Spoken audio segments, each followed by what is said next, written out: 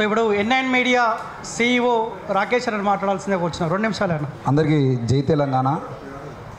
ఇంతకుముందు అందరు మాట్లాడిన దానికి రగన్న మాట్లాడిన దానికి కొద్దిగా తేడా అనిపించింది. దాన్ని మనం దృష్టిలో పెట్టుకుంటే బాగుంటుందని. అలాగే INPRను వాడుకొని సొంతంగా యూట్యూబ్ ఛానల్ నడిపిస్తున్నటువంటి రేవంత్ రెడ్డి అనే వ్యక్తి, అంటే నాకన్నా ఒక 5,000 మంది సబ్స్క్రైబర్లు తక్కువనే ఉన్నారు. రేవంత్ రెడ్డి అనే వ్యక్తి కూడా అంటే మాకు ఇక్కడ ఉన్న వాళ్ళందరేమో వాళ్ళ జీవితాలను త్యాగం చేసుకొని యూట్యూబ్ ఛానల్ నడిపిస్తున్న వ్యక్తులు. నీకేమో పుణ్యానికి వచ్చిన పైసలు కాబట్టి యూట్యూబ్ నడిపించుకొని నీకెందుకు యూట్యూబ్ ఛానల్, మరి డిజిటల్ మీడియా సోషల్ మీడియా అనేది నీకెందుకు అనే విషయాన్ని కూడా అది కూడా చెప్పాల్సినటువంటి అవసరం ఉంది. రెండవది, ఇక్కడ ఉన్నటువంటి ఇంతసేపు మాట్లాడుకున్నటువంటి వ్యక్తులలో రగన్న కానివ్వండి, లేదంటే సీనన్న కానివ్వండి, మైపాలన్న కానివ్వండి, లేదంటే ఇక్కడ రానటువంటి మల్లన్న కానివ్వండి, ఇంకెంత ఎవరన్నా కానీ శంకరన్న శంకరన్న కానివ్వండి, వీళ్ళందరూ కూడా రాజ్యానికి టార్గెట్ అయ్యి వాళ్ళు జైలుకు పోవడమా లేదంటే పోలీస్ కేసులకు పోవడం అనేది జరిగింది. కానీ చాలామంది నవ్వులోపాలైనటువంటి జర్నలిజం కూడా చేస్తూ ఉంటారు. కాబట్టి ఎందుకనంటే నిన్న ఆ ఎదురుగా కూర్చున్నటువంటి వాళ్ళందరూ కూడా జర్నలిస్టులే.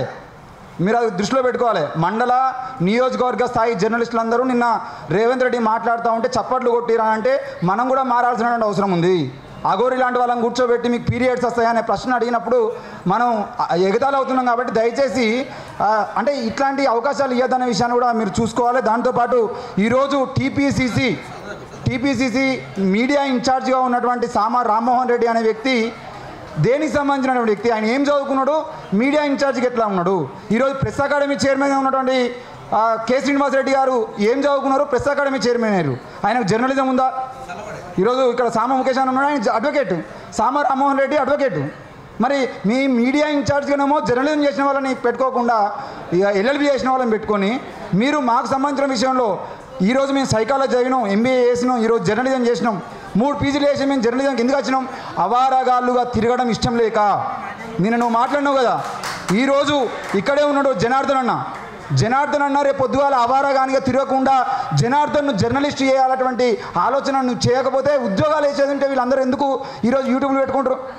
సో సమయానికి యూట్యూబ్లు ఈరోజు పుట్టడానికి కారణం కూడా నిరుద్యోగత పెరుగుతూ ఉన్నాయి. కాబట్టి ఎట్టి పరిస్థితుల్లో కూడా ఈ జర్నలిస్టులకు సంబంధించిన విషయంలో అవారగాళ్ళు అనే మదం ఏదైతుందో ఆ పదం ఇంకా 100 మంది జర్నలిస్టులను తయారు చేస్తుంది. కాబట్టి ఉపాధి ఉద్యోగాలు కల్పించని చేతగాని ఈ దద్దమ్మ ప్రభుత్వం మరో 100 మంది జర్నలిస్టులను తయారు చేయకముందే మీరు మీ మాటల్ని వెనక్కి తీసుకుంటే బాగుంటుందని చెప్పేసి తెలియజేస్తా ఉన్నా. థ్యాంక్ యూ అన్న.